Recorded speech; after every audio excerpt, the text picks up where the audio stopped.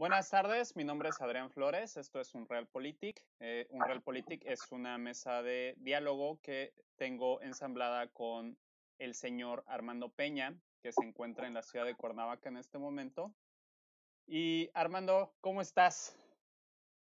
Bien, bien, bien. No sé cómo tomar esto de señor. Suena raro, güey. Sigues sin Un acostumbrarte a saludo lo a de todos. señor, ¿verdad? No, no me acostumbro. Además, no estoy casado. Un saludo al público. Mi nombre es Armando Peña. Es un gusto estar contigo, Adrián. ¿Cómo va todo por allá? ¿Ustedes ya entraron en la nueva normalidad? Pues totalmente ya estamos en la nueva normalidad. Fíjate que es algo que me gustaría comentar rápidamente. Dentro de esta nueva normalidad se está generando una nueva dialéctica y dentro de esta nueva dialéctica hay una palabra que me está dando mucha incomodidad, mucha curiosidad. Esencial, no sé si la tienen ustedes por allá, la de esencial. No se ha ocupado tanto. Bueno, no me suena como a que lo haya escuchado en los discursos políticos o en el habla común, ¿no? Pues Pero, ¿a qué se acá, refiere? acá está mucho la palabra esencial para discriminar entre trabajadores esenciales y trabajadores no esenciales. Entonces, No, ya, ya. ahí tengo una foto por ahí que ahorita sería demasiado tiempo para poderla compartir, pero es una foto de un letrero que encontré justamente ayer, donde dice que se están buscando trabajadores esenciales para fábrica. Ok. Entonces, ya estamos entrando en una situación donde ya vamos a tener una discriminación entre quién es trabajador esencial y quién es trabajador no esencial, y obviamente vas a empezar a tener gente o empresas que van a empezar a utilizar esa palabra pues a discreción. Entonces, es una de las cosas curiosas que están sucediendo con la nueva normalidad por aquí.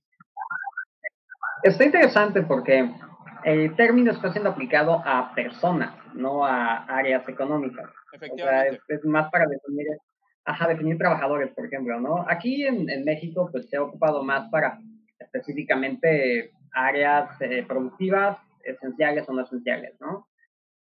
Esenciales, pues los que te venden alimentos, las farmacias, etcétera. No esenciales, otro tipo de áreas de trabajo, ¿no? Pero no enfocado a personas, suena muy, no sé, Muy personas no gringo. esenciales. Usted es una persona no esencial. Un trabajador no esencial. Bueno, Ajá. vámonos directo al tema. ¿Cómo está esto de que Andrés Manuel López Obrador, siendo el presidente de la República y siendo el responsable de nombrar a la cabeza del Consejo Nacional para Prevenir la Discriminación, cómo está eso de que el señor dice que no sabía de la existencia de la CONAPRED? No lo entiendo. Bueno, creo que tampoco lo entiende, ¿no? O sea, es como de esos temas que no sé si de pronto le falta asesoría en las matutinas o a lo mejor de pronto se le vaya la onda. Pero bueno, el CONAPRED tiene mucho tiempo. O sea, la fundación de la comisión fue durante el sexenio de Fox. Y me parece que cuando él era jefe de gobierno en el DF, yo veía mucha publicidad en esos tiempos en la Ciudad de México del CONAPRED. O sea, empezó con mucha fuerza, ¿no? Con campañas medio chafas, la neta. Pero bueno, la cosa es que se me hace raro que, sobre todo siendo un gobierno proveniente de izquierda, donde estás tratando de conjuntar en una sola fuerza política a varios sectores de la población que han sido discriminados, o sea, desde grupos indígenas, mujeres, personas con diferente orientación sexual, etcétera, que no esté familiarizado con la existencia del organismo, además en el cual, pues, él tuvo que haber designado a la persona. De hecho, apenas estaba googleando el tema y pues sí, o sea, aparece como esta Olga Cordero, Olga Sánchez Cordero, en su momento anunció que López Obrador había designado a Mónica Matute. Entonces, bueno, está chistoso, o sea, creo que o lo agarraron fuera de lugar, o definitivamente fue un nombramiento hecho por su grupo de trabajo y no le informaron. La cuestión es que no puede ir tampoco preparado a las matutinas, sobre todo si es algo que te van a preguntar. Claro. Entonces, esa es mi opinión al respecto. No sé cómo lo vean ustedes allá o tú qué opinas al respecto. Bueno, Yo tengo la impresión de que el señor ya está, voy a sonar grosero, no es violencia lo que quiero decir aquí, yo quiero decir que pienso que ya a su edad ya debe de estarle fallando las capacidades mentales. Siento que puede ser esa. Ajá. La otra es que a veces me da la impresión de que a nivel político, pues tratas de desmarcarte de lo que te parece irrelevante y entonces a lo mejor fue un comentario que lo hizo así como para decir, sabes que a mí el tema ni siquiera me viene a importar en este momento. I don't know. Esa es la impresión que me da. Eh, bastante Debería, ¿eh? interesante. Ahora, sí, debería de saber, o sea, debería de importarle y debería de estar completamente consciente. Y creo que tienes razón, muy probablemente lo que está sucediendo aquí es que han designado, o Morena, en este caso, su equipo de trabajo, su grupo político, la gente que está trabajando con él, es quien realmente se está encargando de varias de las cosas que están sucediendo ahí. Y probablemente el señor ya no tiene, o no tiene tanto control sobre ciertas cosas, no lo sé. Ahora, un poquito por ahí, siempre lo de las mañaneras, me gustaría decir, a mí el concepto de las mañaneras se me hace muy bueno, ¿eh? Me parece muy bien que que el señor haya impuesto eso. Ojalá los siguientes presidentes sigan aplicando el concepto de las mañaneras, pero bueno, no No lo nos, van a me- hacer. no nos No lo van a metamos en hacer. eso. ¿Eu? Pero fíjate, es una estrategia política fuerte. O sea, no sé qué tanto funcione como mecanismo de gobierno, pero es una forma de estar permanentemente poniendo la agenda nacional. Bueno, eso sí. Entonces, o sea, más allá de la cuestión informativa, que la tiene, está el factor es el Poder Ejecutivo definiendo cuáles son las prioridades en la agenda política nacional. Entonces, ahí es, ¿qué temas son los prioritarios? ¿Cuáles temas no?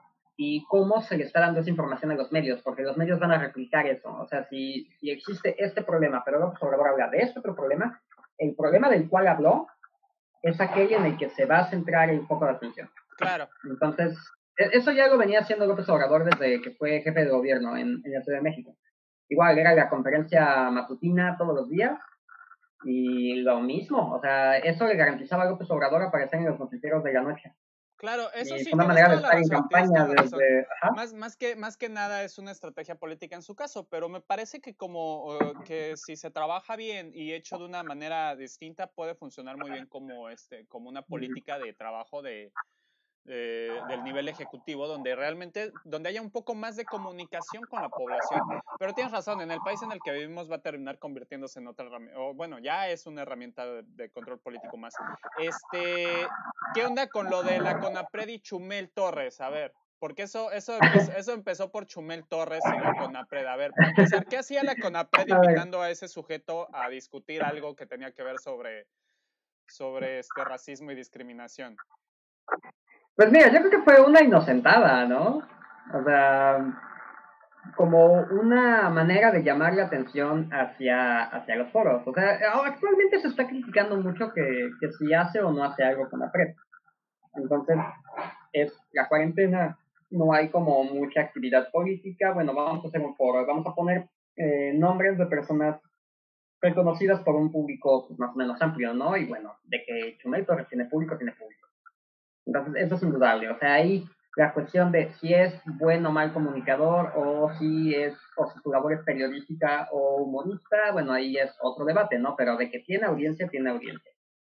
Entonces yo lo veo como una estrategia de marketing de parte de Conapred, que no le midieron hasta qué punto podía meterse un bagazo en el pie. Entonces yo creo que va como en ese sentido. A lo mejor no estaban tan del todo familiarizados con cuáles son los temas o cuáles son las expresiones o la manera que caracteriza, digamos, el estilo de Chumel, pero no me parece hasta eso una mala idea, o sea, y tener diferentes voces, ¿no? Acerca del conflicto, porque también habría que definir cuál es en sí el personaje que interpreta y qué es lo que él piensa realmente, ¿no? Porque a fin de cuentas lo mediático es ficción, aún los informativos. Entonces, yo creo que ahí más bien cae en un momento en el que todos estamos molestos con todo. Entonces, cae en una convergencia política en la que pues no va a ser bien visto. en este momento específico. A lo mejor en otras circunstancias en la que no haya tanta atención a ese tipo de detalles, en el que no esté tan dura la corrección política, a lo mejor hubiera pasado sin pena ni gloria. Pero en ese momento que todo el mundo está conectado, cae justamente y bueno, ya vimos el efecto que tuvo. Para quien nos esté viendo a lo mejor en años después y no sepan lo que pasó, porque esto a fin de cuentas fue escándalo de Twitter y va a durar hablando de ello la gente 3 días más. Conapred invitó a Chumel Torres, que pues, es un humorista que toma tema político, pero que tiene expresiones muy whitexicans de pronto, entonces es medio polarizante. Hay gente que lo quiere mucho y que lo sigue, y hay gente a la que definitivamente le cae mal. Entonces, en ese momento en el que lo invitan, está ya Twitter en contra de cómo es posible que el CONAPRED, que es un organismo gubernamental para combatir la discriminación, invita a un comediante que se expresa de maneras no correctas hacia ciertos sectores de la población. Eso llega posteriormente a los temas de la mañanera. López Obrador define que no que ni siquiera sabía que existía el CONAPRED. Por ahí también sale la primera dama a decir que, bueno, que perdona a Chumel porque en un momento dado habló de su hijo menor de edad. Entonces empieza a ser todo un pleito en redes, y que termina con la cancelación de ese foro por parte de CONAPRED y posteriormente la renuncia de la directora de CONAPRED, y luego se lleva a cabo el foro independientemente de CONAPRED. En el foro seleccionan algunas partes en edición en las que otros ponentes atacan a Chumel, y eso acaba rebotando, todo el escándalo en Twitter acaba rebotando en HBO, donde Chumel tenía un programa, y HBO decide ponerle pausa al programa. Entonces, actualmente está, digamos, cancelado. Vaya. Entonces, todo se salió de control como en 3 días. Okay. Bienvenidos al 2020. Entonces, ajá, efectivamente, bienvenidos al 2020. Entonces, precisamente esto nos lleva al tema, que es un poco la cuestión de la corrección política, y que después nos va a llevar a otro tema más, pero vamos a empezar por la cuestión de la corrección política. Precisamente en este momento, en el 2020, también pensando en quien nos vea posteriormente y que quiera quizás conocer un poco acerca de la historia de cómo llegaron a donde sea que estén cuando nos vean, estamos viviendo una época donde ya es muy difícil saber qué se puede decir y qué no se puede decir, porque de repente hay muchas cosas que ya son vistas como violencia simbólica. Entonces, habemos personas, por ejemplo, un servidor, a quienes nos gusta demasiado utilizar el sarcasmo para comunicar o expresar ideas. El sarcasmo tiende a ser agresivo. De hecho, el sarcasmo es muy agresivo, pero su intención no necesariamente es la de agredir solamente por agredir. Es más bien como de, pues yo aviento, para mí, quizás mi punto de vista es así como de aventar la granada, que reviente, que salgan todos quemados y después decirles, a ver, espérense tantito, son raspones nada más, no pasa nada. Así es como yo lo percibo. Lamentablemente hay personas que no lo perciben así. Entonces, estamos entrando en un punto en este momento donde hay demasiada corrección política. Ya las personas que somos sarcásticas y muchas otras personas a las que nos gusta jugar con el lenguaje, tenemos a veces hasta miedo ya de comunicarnos, porque cualquier cosa que sea dicha ya no solamente es considerada ofensiva para las demás personas, sino que se termina volviendo contraproducente para nosotros. En mi caso, por ejemplo, en la última semana me han dicho que si mi masculinidad se vio agredida por tal o cual cosa ya como en 5 ocasiones. O sea, para mí la masculinidad es una chaqueta mental que ni siquiera existe. Pero pues para estas personas mi masculinidad ya se vio agredida quién sabe cuántas veces. Me han dicho que si busco ¿cómo se dice? Que si busco la aprobación de mi grupo de amigos por las cosas que digo. Entonces, también se está cayendo ya demasiado en lo que denominamos de construcción del lenguaje. Estas personas que andan de censores, porque eso es lo que están haciendo, andan censurando el discurso de los demás, andan además deconstruyendo el lenguaje y tratando de psicoanalizarnos a todas las personas y ya nos tienen a todos bastante bien clasificados y bastante bien definidos. O sea, yo en este momento ya estoy clasificado como un machito que solamente busca la aprobación de su grupo de amigos, solamente porque me gusta hacer uso del sarcasmo. Entonces, estamos cayendo en lo que yo denomino el fascismo de la corrección política. Y a mí me molesta el fascismo de la corrección política porque al final de cuentas la intención es que maduremos, nos comportemos como adultos y aprendamos a hacernos responsables de las cosas que hacemos, decimos y pensamos.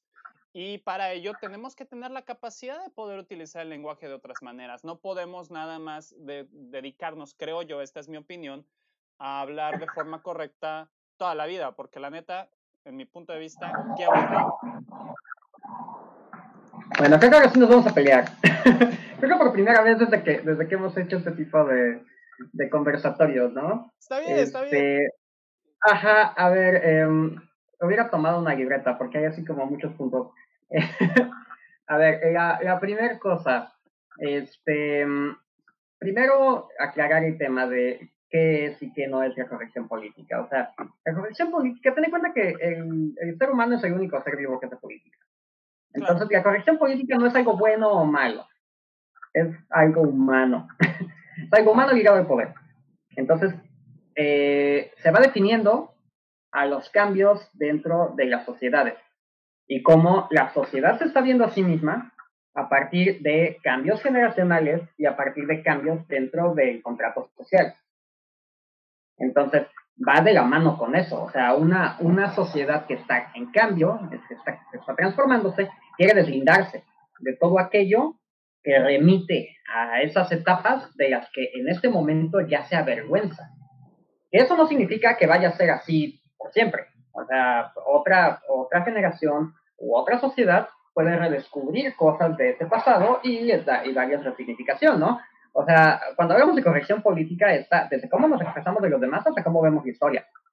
Entonces, actualmente, por ejemplo, existen esos grupos de personas que ahora están rescatando la figura de Porfirio Díaz, ¿no? Y dices, güey, no, pero es una corrección política, no era tan malo, no, sí lo era. Ahí también hay un intento de corrección política, ¿no? O también transformando la figura de Lázaro Cárdenas, así de, no, Cárdenas tampoco era tan bueno.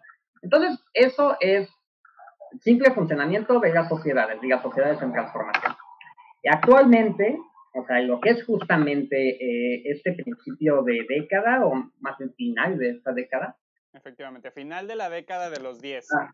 De los 10, exactamente. O sea, toda esta década se ha definido en movimiento social. O sea, venimos a cerrar con broche de oro con COVID, ¿no? Pero, o sea, ahorita está revisándose la cuestión del racismo interno y el racismo que se vive día a día en sociedades como la estadounidense, donde en las mismas cifras se ve que no está superado el tema. O sea, arrestan más personas de origen afroamericano que ciudadanos blancos. Y está el tema de la violencia de género, que también tiene un chingo de tiempo, pero justamente en los últimos años es cuando ya se ha llevado un plano de manifestación y que ha derivado en transformaciones inclusive dentro de lo legal. Entonces, todos estos conflictos y estos movimientos sociales que buscan una transformación del status quo vienen acompañados de una corrección política.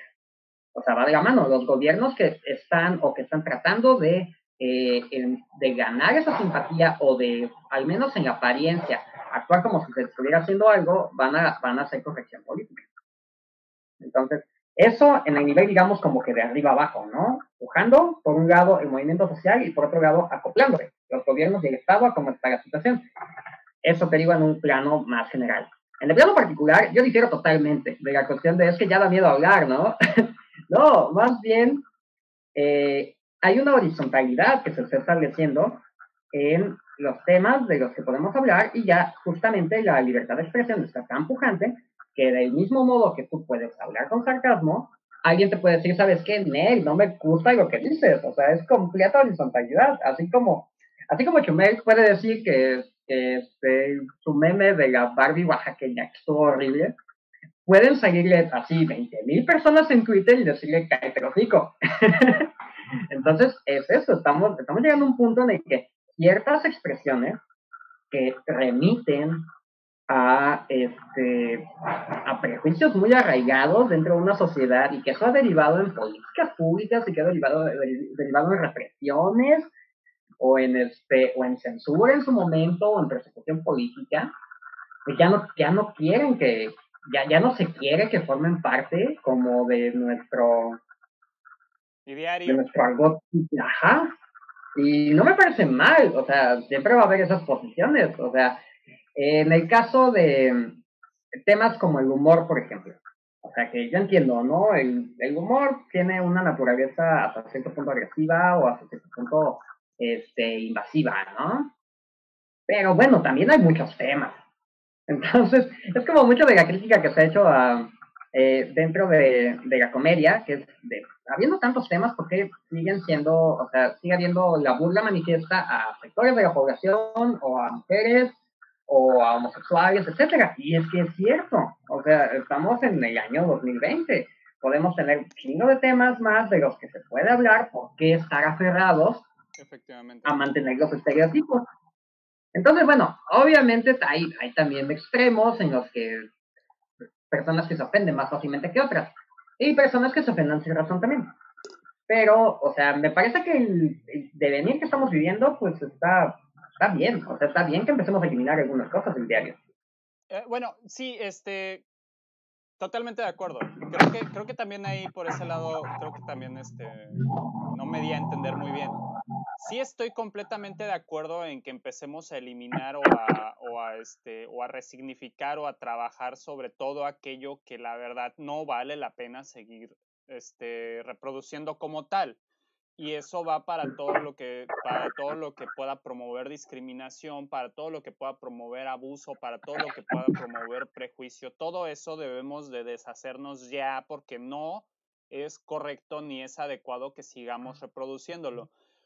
El problema, mi crítica iba más bien en el sentido de que hay ciertas personas que están llevando esta corrección política demasiado lejos. O sea, yo por eso te digo que ya tengo miedo de hablar, porque realmente me ha pasado que yo te lo vuelvo a repetir y eso es algo que sí me gustaría dejarlo aquí en claro para quien me conozca y bueno, las personas que me conocen saben.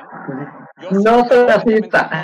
bueno, déjate de que sea racista, o sea, yo estoy completamente a favor de que ya dejemos atrás todas estas cuestiones de discriminación, de opresión y de lo que sea, o sea, si es parte de la opinión si tú quieres, o sea, la gente no le vamos a hacer que cambie de pensar, incluso yo mismo tengo mis propios prejuicios, pero estoy completamente consciente que no debo de externarlos porque mi libertad de expresión no obliga a los demás a tener que chutarse mis opiniones tontas.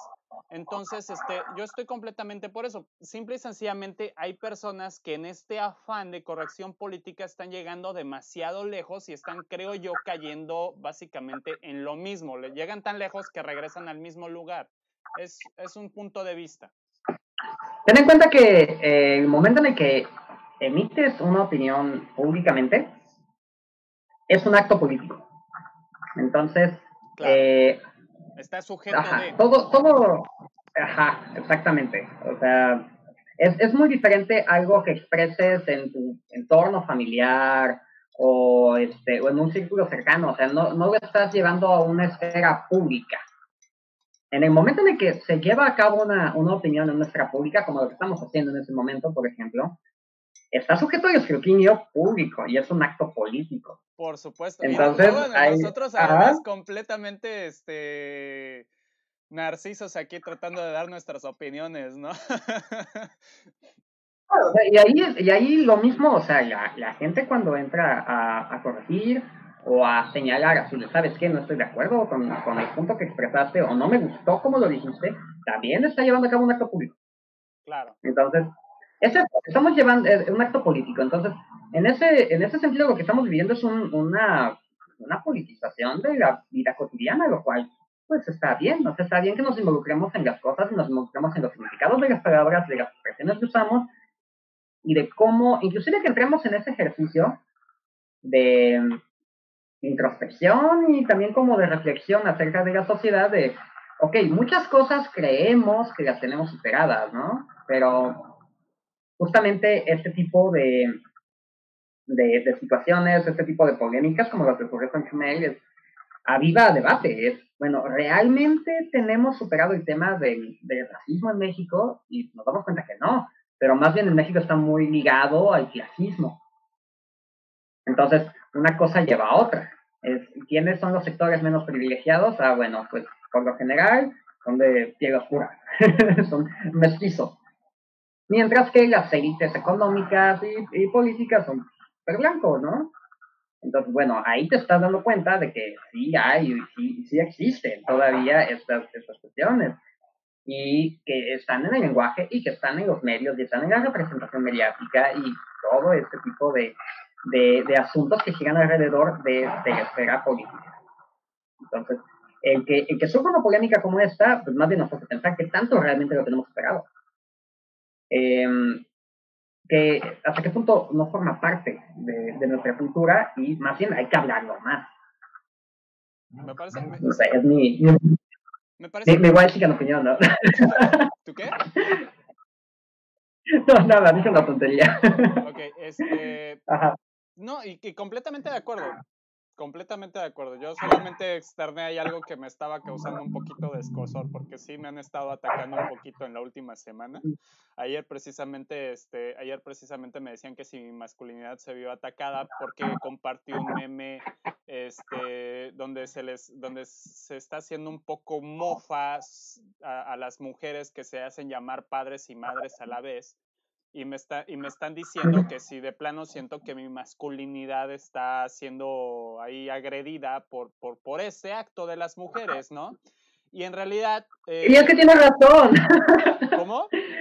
Es que sí tiene razón. O sea... Sí, pero El... yo lo compartí el meme y te digo, yo creo que también hay que entender que muchas veces las personas y que además el lenguaje nunca puede expresar completamente todas las intenciones de quien lo expresa. Y en este caso, un meme menos, porque ni siquiera es tu propio discurso, sino que es un discurso que estás tomando prestado. Yo compartí el meme porque en realidad a mí me parece, yo considero, y voy a ser un barbero en este momento, voy a hacer a echarle la barba a las mujeres. Yo creo que las mujeres son unas chingonas todas ellas, y que una mujer soltera, una madre soltera que se hace cargo de sus hijos ya es 100% chingona por sí sola, y que no veo la necesidad de que tenga que ir y apropiarse de un título que pues no le corresponde. O sea, madre chingona y ya, o sea, luchona y todo, ¿no? Como se hacen llamar o como lo resignifican. Pero es que, contexto de emisión, papá. Es muy importante el contexto sociocultural, sociohistórico en el que lo estás emitiendo. Entonces, la sociedad mexicana plagada de padres ausentes. Entonces es como, güey, sí, o sea, también tiene su parte de ofensivo el concepto de la mamá luchona, porque, o sea, señalar, como poner el dedo en la llaga de cómo se viven y cómo se estructuran las familias mexicanas, pero además siempre enfocado en la mujer, o sea, en los memes no se ataca casi los padres ausentes, o sea, lo más cercano es estos memes, por ejemplo, de los papás que salen por cigarros y no vuelven, ¿no?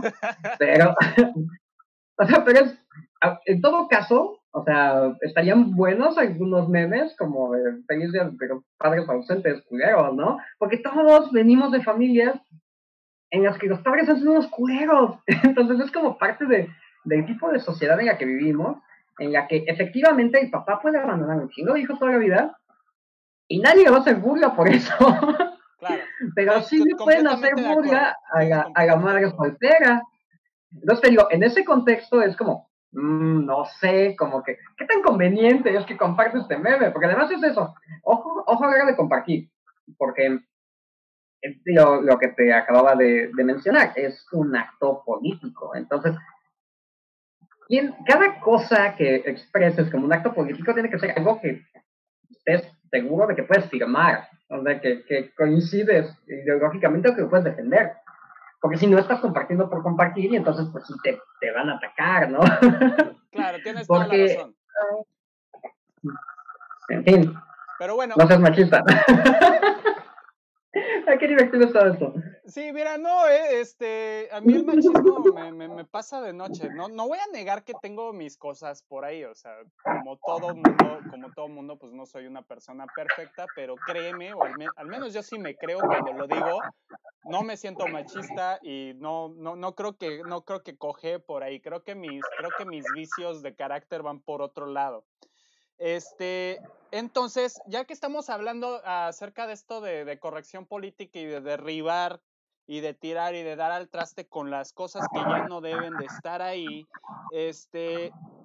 tengo aquí una noticia que acabo de encontrar en el Google News. Nada más voy a leer el encabezado y no sé ni quién sea esta persona específica. Ah, sí, aquí dice. Los protestantes acaban de tirar una estatua de Francis Scott Key. Los protestantes tiraron una estatua de Francis Scott Key, que fue quien escribió el himno nacional de los Estados Unidos y que además era propietario esclavista. Y las personas han estado tirando estatuas alrededor del mundo debido ya a lo que vamos a llegar en un momento, el Black Lives Matter. ¿Qué significa que estemos haciendo esto?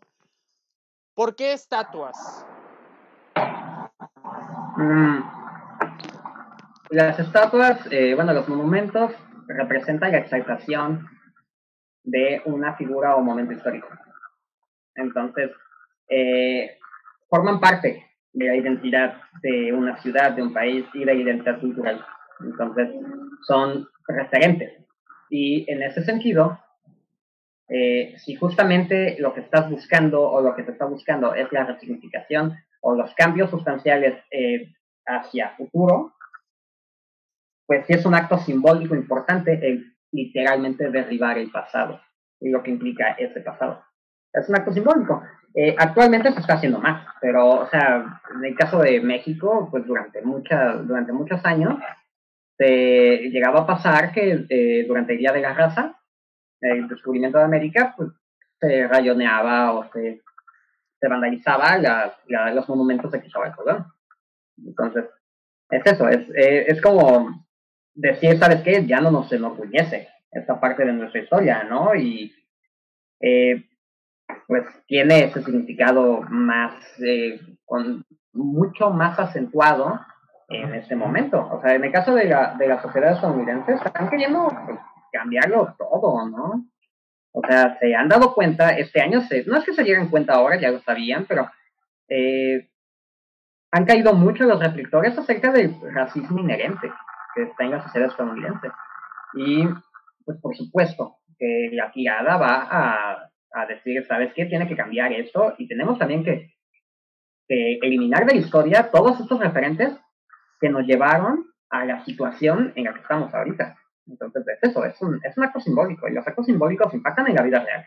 Entonces podemos afirmar, porque hay personas a las que les encanta criticar estos actos diciendo que está bien. Por ejemplo, hay una frase por ahí que decía, es triste que mueran personas negras, pero está mal dañar propiedad privada. Es un meme que Ay, circula esos por ahí. discursos. Y Ajá. alguien le respondía, no, espérame, tienes que reanalizar tu discurso. Está mal, es triste que, ¿cómo se dice? Es triste que tiremos o que dañemos propiedad privada, pero la muerte de personas negras, inocentes, debe de parar. O sea, así es como deberías de resignificar tu discurso. Y me parece una crítica bastante interesante. Ahora, tú apuntas por qué se están tirando las estatuas. Entonces, para las personas que tienen esta postura regularmente de no dañar propiedad privada, ese es el motivo por el cual se está tirando la estatua. No es vandalismo. O sea, no se está vandalizando algo. Se está resignificando algo que realmente ya no tiene por qué estar ahí o que se considera, muchas personas consideran, y yo me incluyo dentro de esas personas, que ya no tiene por qué estar ahí, porque precisamente como tú lo estás apuntando, Armando, el hecho de que existan estas estatuas ahí es que se le está dando honor o se le está dando gloria o se está tratando de conmemorar a una persona o a un evento que en un momento dado pudo haber significado algo dentro de la historia de ese país o dentro de esa nación, pero que en este momento nosotros nos estamos dando cuenta que ya no debemos o que ya no es correcto o adecuado seguir dándole esa conmemoración porque está ligado a otros actos que consideramos que ya deben de cesar. Y en este caso, por ejemplo, de quien escribió el himno nacional gringo, el hecho de que era alguien que era propietario de esclavos. Entonces es una estatua que está ensalzando a alguien que perpetuaba una actividad que no consideramos que sea correcta. Entonces, por ese lado, y fíjate, vengo encontrando en este momento una guía de la famosa revista Popular Mechanics que dice How to topple a statue using science, cómo tirar una estatua utilizando la ciencia. Genial, bien, bien. Sí, en un momento voy a poner el enlace abajo del video cuando lo comparta para que la gente lo pueda checar. Y me encanta el subtitulado. Bring that sucker down without anyone getting hurt. Tira a ese tarado hacia abajo sin que nadie salga lastimado. Entonces, es que vaya, fíjate que todo eso remite a esta forma faraónica de estructurar nuestras sociedades. O sea, llega un pueblo invasor, depreda y conquista un lugar y luego le planta sus monumentos y se esclaviza una zona y se le pone un monumento para que ahí esté siempre ese personaje histórico. Es como... es un proceso, no sé, es el proceso de colonización. O sea, finalmente son procesos de colonización y eso es algo que valdría la pena apuntar también aquí para quien esté interesado. Ya existen los estudios postcoloniales que se encargan de estudiar todo esto y los procesos de colonización así es como suceden. Cuando llega un invasor, lo que comienza a hacer es que comienza a imponer partes de su cultura. Y no solamente impone partes de su cultura, en ocasiones toma prestado cosas de la cultura a la que está empezando a dominar. A veces toma prestado partes de otras culturas cercanas, pero regularmente siempre terminan creando un discurso o toda una cosmogonía o toda una ideología o todo un conjunto cultural de ideas que van a ser impuestas en esta zona para crear una nueva identidad y que esta nueva identidad les sea benéfica. El caso, por ejemplo, que hemos estado discutiendo durante tantos años en México, que es el caso de la Virgen de Guadalupe.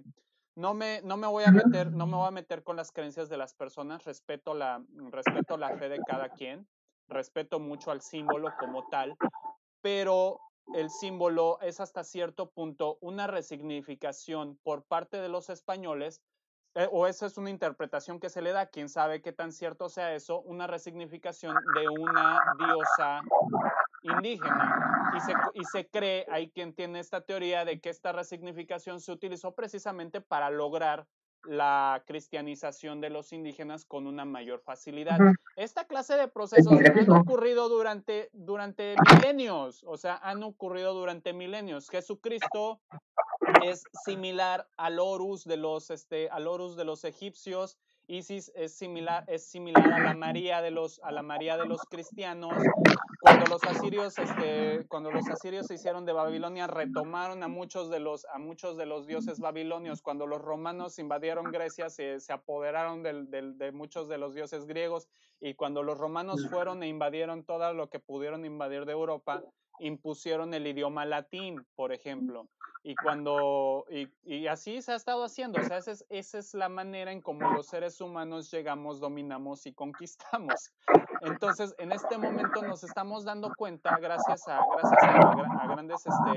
los estudios de postcolonialismo y otras ramas del conocimiento humano, que estos procesos están ahí, que siempre han estado, y estamos empezando a encontrar maneras, o estamos empezando a tratar de buscar esas maneras para dar al traste con ello. Y en el momento, lo que hemos estado haciendo es que se han estado tirando estatuas. Yo celebro que se estén tirando esas estatuas. Es que, bueno, Digo, de acuerdo, ¿no? Nos indica también cómo va cambiando la sociedad y quiénes integran esa sociedad. O sea, piénsalo desde esta perspectiva.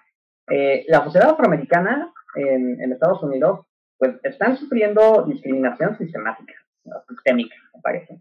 En cuestiones como empleo, estigmatización social, en cuestiones como cómo se les representa mediáticamente, el abuso policial, etcétera, etcétera, etcétera. Todo eso tras una herencia cultural en la cual siempre se les dio, primero ni siquiera como ciudadanos, sino como propiedad, y posteriormente como ciudadanos de segunda. Y todas estas personas que conforman una parte importante de esta sociedad, demográficamente hablando, culturalmente hablando, etcétera, todavía tienen que fletarse que siguen ahí puestas las estatuas de los que esclavizaron a sus ancestros. Entonces, nadie les está preguntando ni consultando. Ellos conviven en esa ciudad. O sea, también ahí las personas tienen derecho de decidir sobre sus entornos. Nadie les está preguntando. Es una imposición y están ahí, estas estatuas todavía. Entonces, tienen justa razón de decir, oye, año 2020 nos está matando la policía.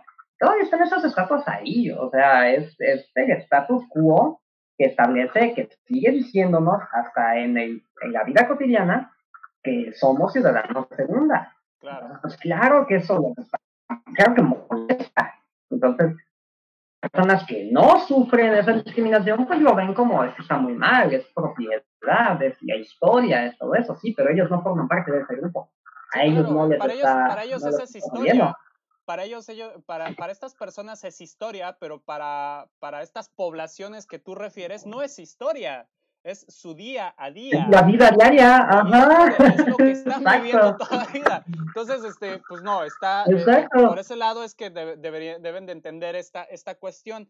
Eh, entonces, se están tirando estas estatuas. Todo esto empezó hace unas semanas. ¿Por qué motivo? Platícanos, tú eres el que se encarga de narrar esa clase de historias, eres el cronista.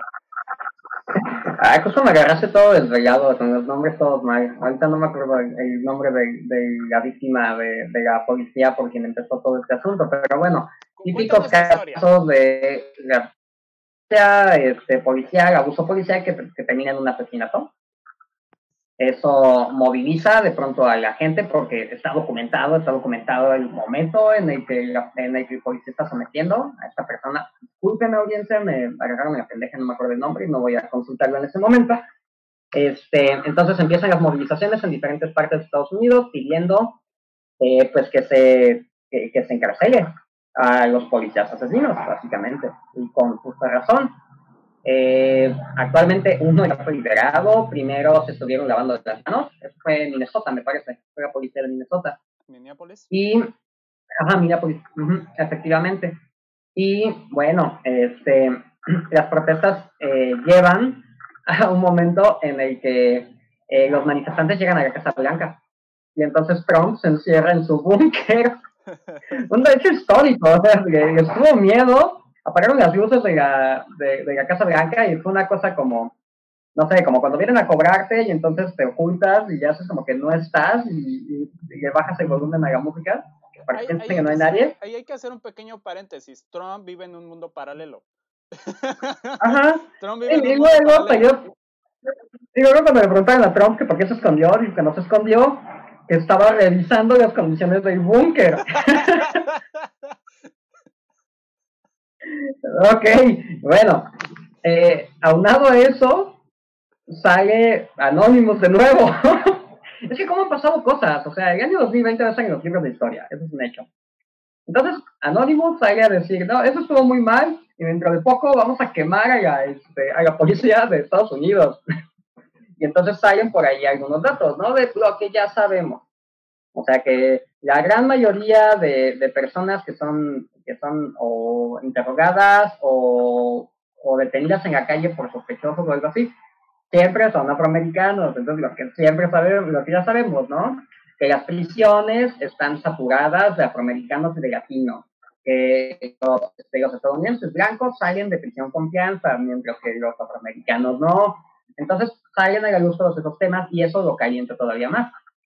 Y pues es la convergencia en la que estamos en este momento, que empezó también a estallar en diferentes partes del mundo, ¿no? También en México hubo un acto similar, o sea, policías asesinaron y lo mismo, o sea, también se está protestando por eso. Parece como que se pusieran de acuerdo y pues no es que se pongan de acuerdo, es que la policía es así. Efectivamente. Y es lo que nos venimos dando cuenta. Pero, por ejemplo, tú que vives la situación de latino en Seattle, o sea, ¿te ha tocado de pronto así algún... ¿Cómo ha sido tu contacto con la policía? O sea, ¿en algún momento te han así como revisado o algo? No, no, creo que jamás ha pasado eso. Alguna ocasión estaba con unas copas encima y le saludé a un policía de manera, un poquito retante. Solamente fue un saludo, no, pero sí fue un saludo, nada más, así como adiós, señor autoridad, nada más, pero fue todo. Entonces, pero esa fue una provocación de mi parte y ya, entonces, no, en realidad no me ha pasado nada por el estilo. Seattle es una ciudad bastante incluyente, bastante inclusiva, como ya te lo había comentado, tiene una cantidad de diversidad enorme, entonces, por acá creo que no sucede tanto, o a lo mejor es mi percepción. Habría que irnos a otras ciudades o tendría que toparme con algún policía que tenga estas actitudes, supongo. Pero sí, o sea, definitivamente es un poco más encubierto. Entonces, sucede demasiado en los Estados Unidos que esta clase de situaciones, pero es hasta cierto punto como, digamos, underground, ¿no? Entonces, o al menos así es como a mí me lo parece. No lo sé. Por cierto, continuando con este tema, justo en la semana se dio una decisión por parte de la Suprema Corte de Justicia y que es una decisión que le da un vuelco a la política de Trump, que es una decisión que ya dice que al menos en el lugar de trabajo ya no se puede discriminar a las personas por su orientación sexual. Ahora, es bastante importante y es bastante interesante ver cómo es que sucede esto. Estamos en 2020 y y es hasta ahora que se emite esta ley o esta resolución. La ley en la que se basa o en la que se origina esto es de 1963. La ley de 1963 es una ley que se origina por el movimiento social de aquella época en el cual de derechos civiles que también fue promovido por la discriminación en contra de la población negra. Y esa ley de 1966 establecía que no se podía discriminar a las personas por cuestiones de raza, color u origen nacional. Y creo que se me olvida una cuarta vertiente. Pero en ningún momento, si no me equivoco, en ningún momento hace mención al sexo. Entonces, a pesar de que ya en aquella época tenemos no, me parece que sí hace mención al sexo, pero a lo que no hace mención es a la orientación sexual. Entonces, habremos que revisarlo con calma. Pero el asunto es que tienes una ley antidiscriminación de 1966 que nunca se actualizó, que aún así permitía que siguiera habiendo una clase de discriminación y es la de orientación sexual y que es apenas hasta esta semana que por fin la Suprema Corte de Justicia emite una resolución que dice que esa ley también ampara la no discriminación por orientación sexual. Pues mira, bien, ¿no? O sea, la cuestión de que existe el referente legal. El problema que yo le veo es que una cosa es que lo diga la ley y otra cosa es que la ley se aplique. O sea, eso es como la situación que tiene molesta a mucha gente. Sí, en el papel está, pero de todos modos la sociedad funciona de otra manera y las instituciones gubernamentales están funcionando de otra manera. Entonces, ojalá se tomara en cuenta el marco legal, pero no es el caso. Ahorita estaba ya corroborando los datos, o sea, el nombre de esta persona asesinada por la policía es George Floyd. estoy viendo la nota, acaban de liberar bajo fianza a otro de los policías involucrados. Entonces, de 3 ya están 2 fuera. Hay evidencia de que cometieron un asesinato, o sea, contra alguien que no era una amenaza, ¿no? Y ya salieron libres 2. Ya solamente queda el responsable directo. Ya solamente queda el responsable material del crimen. Ajá. Y, o sea, no me sorprendería que también lo saquen, ¿no? Entonces, bueno, pues, ¿qué pasa ahí? Las prisiones estadounidenses están llenas de afroamericanos que están arrestados por robo o por venta de estupefacientes o así. Y ellos no los liberan bajo fianza. Pero asesinos sí, porque son blancos, ¿no? Entonces, ahí tienes el marco legal. No está funcionando porque o sea, estructuralmente, como está establecida esta sociedad y con el tipo de gobierno que tienen, el privilegio blanco. Y lo viven día a día. Pues bien, ya vamos casi a llegar al final de esto. Querías que durara nada más media hora porque necesitas Estoy durmiendo. Descansar. Tengo mal el reloj biológico. Estoy durmiendo de día. Pero a ver, ya duró 51 pero está bueno. Ya duró está buenísimo, sigamos. Sí, ya para ir empaquetando esto y poder decir que tuvimos una sesión productiva, que se llegaron a acuerdos. A ver. Por ejemplo, quiero hacer un paréntesis nada más. Está curioso cómo los temas se acaban enlazando de alguna forma. ¿Ves que hace poco fue esta situación de HBO retirando de su catálogo lo que el viento se llevó? Me gustaría justamente un poquito es una... ¿Discutíamos ahí? Bueno, pero sí, continúa. Ajá, adelante. No, bueno. Nada más dar contexto, ¿no? Como la obra refleja muchos de los estereotipos raciales del esclavismo, pues justamente en un momento en el que el tema está tan álgido, pues la idea es, ¿sabes qué? Vamos a retirar esto, a lo mejor no de forma definitiva, pero vamos a retirarlo por lo pronto. Y casualmente en México pasa este asunto del racismo y el clasismo, el tema de Chumel Torres, y ahora cancelaron su programa.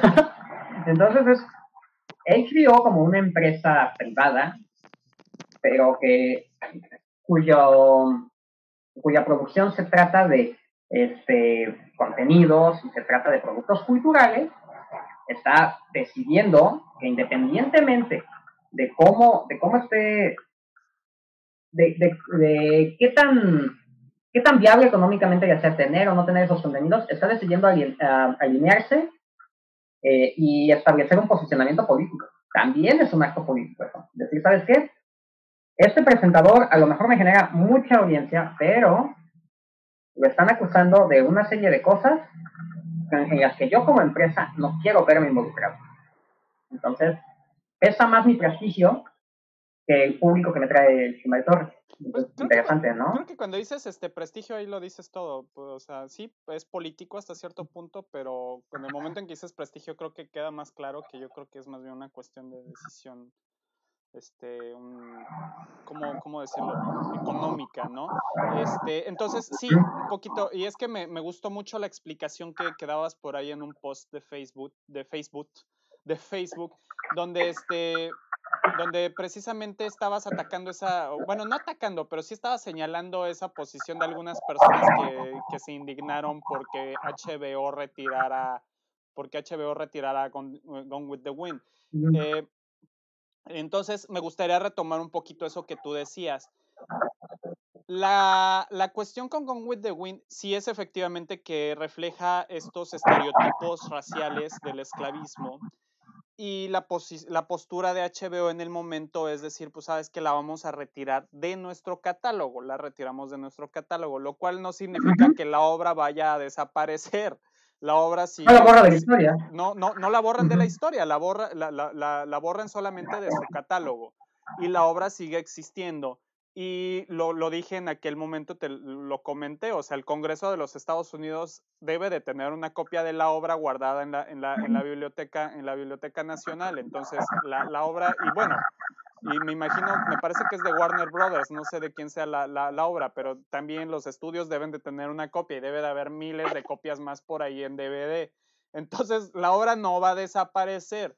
Una simple empresa está tratando de desmarcarse, o más bien está tratando, como dices tú, de hacer un apunte político o de hacer nada más un apunte de teoría de juego donde está diciendo, sabes que yo prefiero jugar por este lado y lo hace, nada más. Y como tú lo señalaste en aquel momento, es hasta cierto punto parte de un ajuste cultural.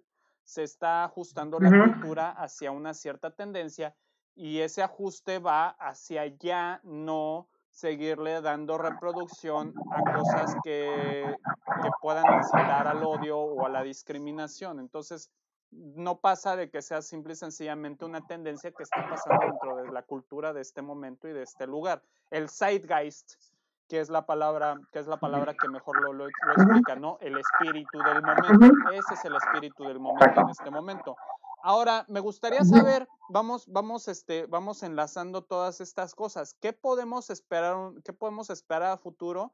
Y más que nada, ¿qué podríamos hacer para participar de todo este proceso de una manera, no sé, un poquito más consciente y responsable? Mira, una de las cosas que creo que se van a poner o ya forman parte del debate es como el impacto cultural que tienen estos productos. O sea, a fin de cuentas, más allá de que algo sea cine, o sea televisión, o sea radio, o sea arte, o sea historia, o sea, puede tener todas esas facetas, pero es un producto cultural. Entonces, en ese sentido, tiene muchas lecturas y te habla de una sociedad en un tiempo y en un lugar. Y entonces, justamente al reajustarse una sociedad y al transformarse culturalmente, pues se privilegia algún tipo de productos culturales y se hace de lado otro. O sea, simplemente es cómo funciona la sociedad de consumo cultural, específicamente hablando, ¿no? Y bueno, ¿qué podemos esperar? Pues sí, probablemente una corrección política mucho más amplia.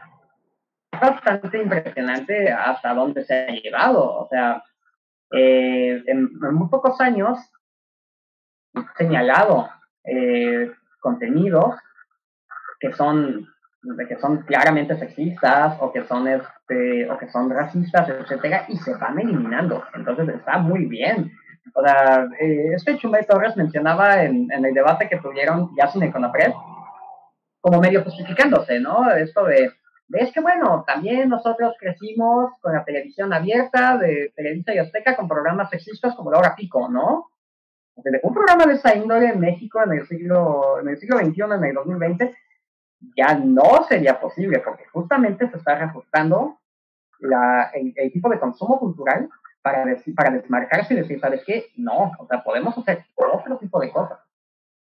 Entonces, ahí ya no es una excusa. Entonces, le toca también tanto a quienes promueven arte o promueven cultura o generan contenido, pues tratar de ser más creativos en cuanto a temas, los puntos de vista, porque es una sociedad diversa, es una sociedad multicultural. Entonces, es ajustarse a ese esquema, que ya no sea la misma narrativa de toda la vida, y es lo que podemos esperar, que muchos productos culturales que reflejan algunos defectos o algunas situaciones específicas del pasado, pues la tendencia va a ser a irlas eliminando como del consumo cultural actual. Y se van a ir privilegiando la creación de contenidos nuevos que reflejen más la diversidad social y cultural en la que vivimos. Aunque sea de pronto, a lo mejor por moda, puede ser también, o sea, son productos. La moda influye, pero también como parte de algo que está ocurriendo generacionalmente, lo cual me parece bien. Entonces, eso obliga a que las personas que estén al frente como creativos para crear, en ese sentido, para construir ideas nuevas, pues tienen que saber que el lugar común y el lugar reflejado desde el status quo no necesariamente es ya la alternativa. O sea, ese camino fácil es el que te lleva al racismo y es el que te lleva a discriminación. Y sabes qué, ahora te lo van a atacar porque justamente estás siendo poco creativo.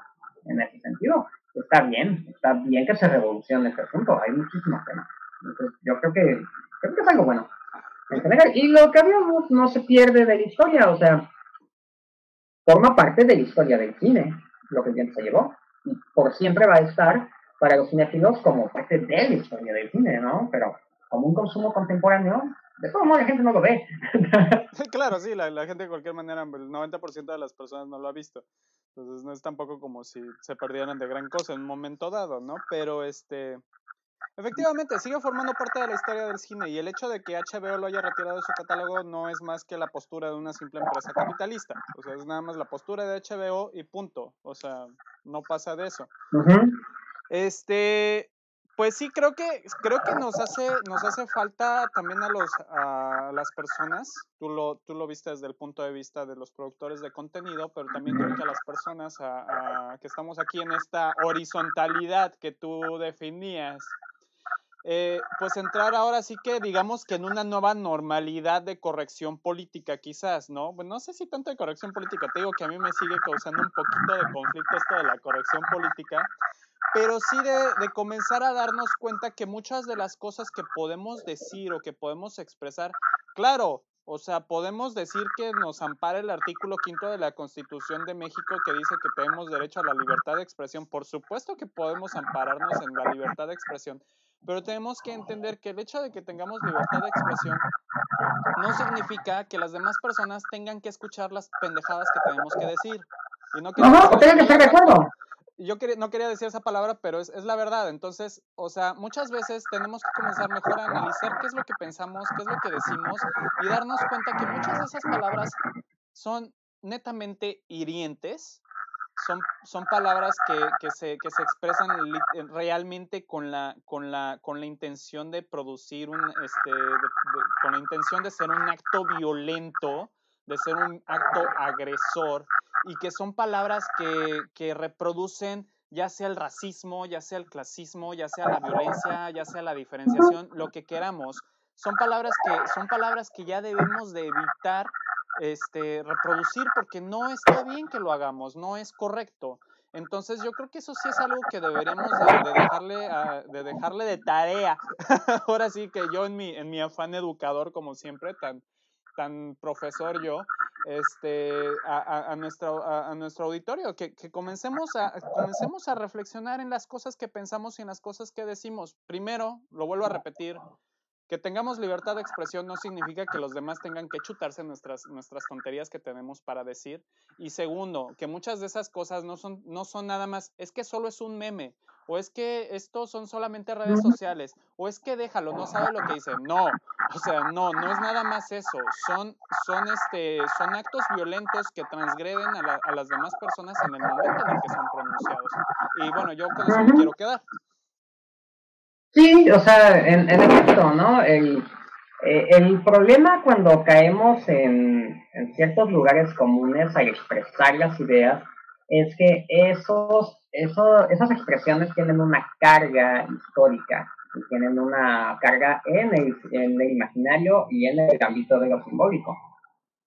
Entonces sí debemos como replantearnos de qué manera nos estamos expresando, porque a lo mejor no es directamente con el afán de replicar un sistema de desigualdad, pero al reproducirlo lo estás replicando.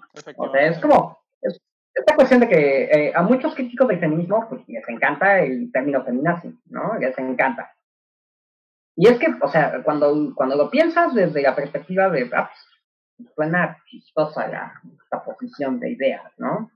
Suena, o sea, está pegajoso, ¿no? Por decirlo de algún modo, pero históricamente hablando, te estás comparando así, un movimiento que está denunciando una desigualdad histórica, te estás comparando con Alemania nazi, entonces pues sí te pasas de verga, ¿no? O sea, sí, la verdad es que entonces, está mal el término. Razón. Espera tantito. Es criticable. ¿Puedes volver a repetir las últimas dos oraciones? Con toda razón es criticable por justamente todo el contenido que hay en esa frase. Entonces, que uses esa expresión a la ligera, A lo mejor lo estás diciendo sin mucho conocimiento del contexto ni nada, pero de todos modos estás replicando un discurso de odio y un discurso que está, que está haciendo ver a un movimiento legítimo como algo malo, algo muy malo, la Alemania nazi. Entonces, sí, definitivamente está mal. Y entonces, por más pegajosa que sea la expresión, o por más que pueda inclusive parecer graciosa, pues no debe usarse. Entonces, así tenemos muchas cosas, ¿no? A Chumel lo critican mucho por usar tanto la expresión naco, pues es que sí también en el contexto histórico de México, pues se ha usado como una expresión para denigrar a grupos oprimidos, y muchos de esos grupos oprimidos es por motivos completamente ajenos a ellos, o sea, color de piel, estado de origen, etcétera, condiciones sociales, cosas que no eligieron. Entonces, pues sí, tiene una carga simbólica muy pesada. En todo caso, eso obligaría a encontrar expresiones más específicas para definir lo que queremos decir, usar el lenguaje en vez de caer en el lugar común. Aunque nos tome más palabras, ¿no? Decir lo que queremos decir, pero que sea más correcto y menos ligado a todos estos prejuicios que de todos modos tenemos, pero que se está buscando eliminarlos porque se está buscando transformar la sociedad. O bueno, por lo menos ese es uno de los objetivos de este siglo. Bueno, nada más ahí como apunte, dices que tiene un impacto en lo simbólico. Dices que esta clase de cosas tiene un impacto en lo simbólico. Yo nada más que yo entiendo cuando dices que tiene un impacto en lo simbólico, pero hay personas que probablemente digan, ajá, lo simbólico, ¿eso qué es, no? ¿De qué me estás hablando? Entonces, para ponerlo en términos más, un poco distintos y más aterrizados, no es que tenga impacto en lo simbólico. Por ejemplo, Armando y yo somos adultos y hasta cierto punto sabemos distinguir cuando el otro está hablando de una manera sarcástica o irónica y no está tratando de agredir.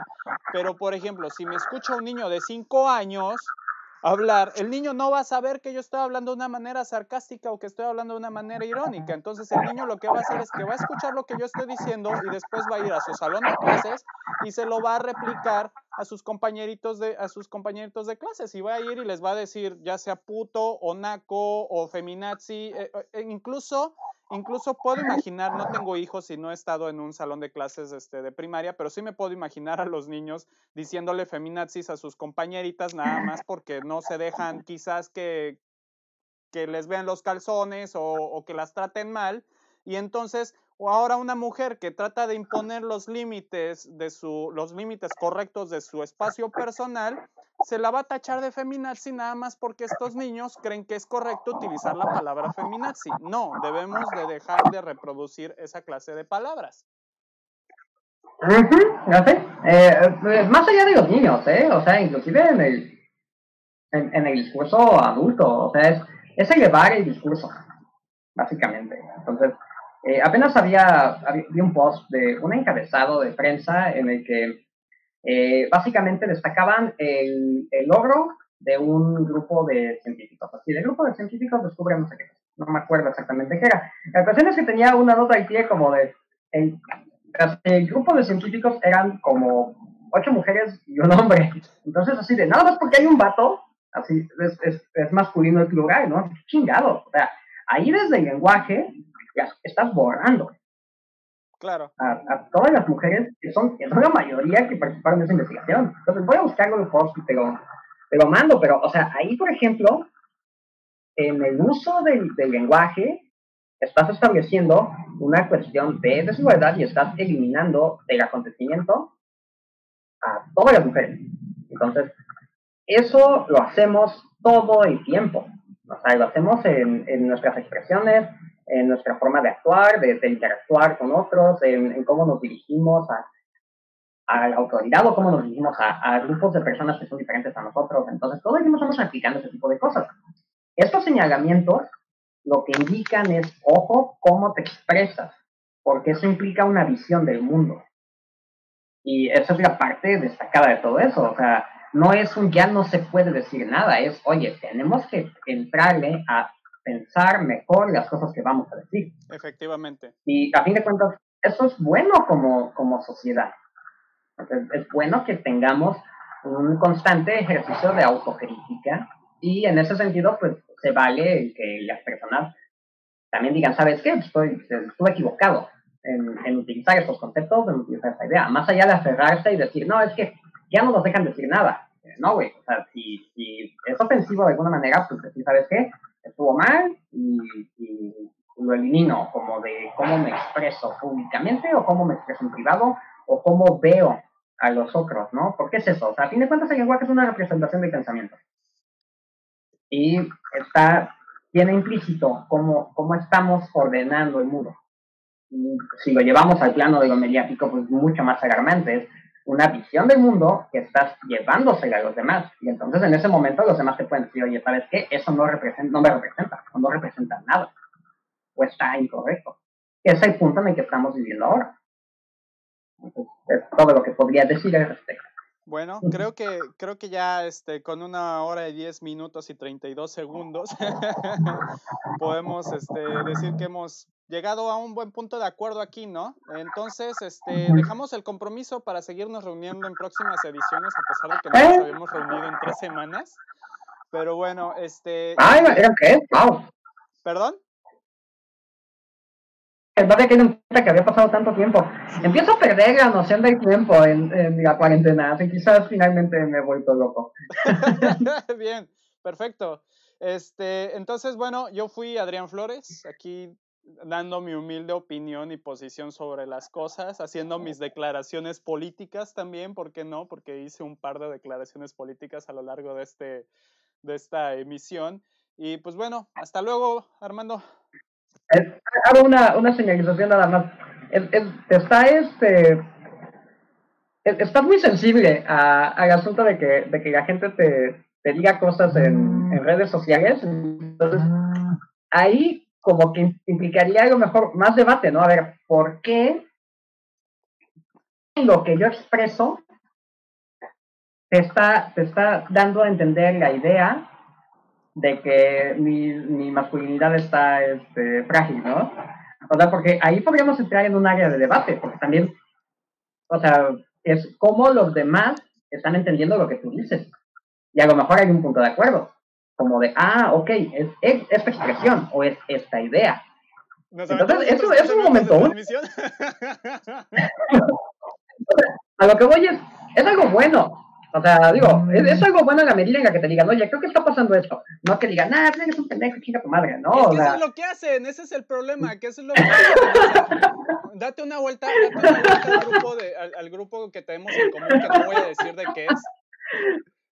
Date una vuelta al grupo que tenemos sí, me voy a dar una vuelta. No voy a decir aquí en vivo de qué es, porque no quiero quemar ese asunto aquí todavía. Pero date una vuelta y te vas a dar cuenta que eso es lo que hacen. Llegan y en lugar de dialogar y de discutir con nosotros directamente, nos atacan. Entonces, por eso es que estoy sensible. Y luego cuando tratas de dialogar con ellos, nunca te dan su punto de vista, nunca te dan una postura, solamente se dedican a meterte entre pies entre lo que tú acabas de decir. Entonces, ese es bueno, entonces, más digo, lo que estás teniendo son troles. Estoy molesto con los troles. Trolls hay para todo, o sea, es como parte del mundo digital, ¿no? O sea, no importa que, ahí sí no importa que tu idea esté bien pensada, esté bien argumentada, y que siempre va a haber un troll que va a decir, no, ¿sabes qué? Ocupaste rojo, ¿por qué no ocupaste azul? Estás bien güey, ¿no? Entonces, sí, también se vi. Ok, bueno, mi estimado. Vale. Bueno, un gusto, como siempre, y pues esperamos su retroalimentación ahí para que le digan a Adrián que tiene la masculinidad práctica. Ha sido un gusto. Hasta la próxima. Hasta la próxima.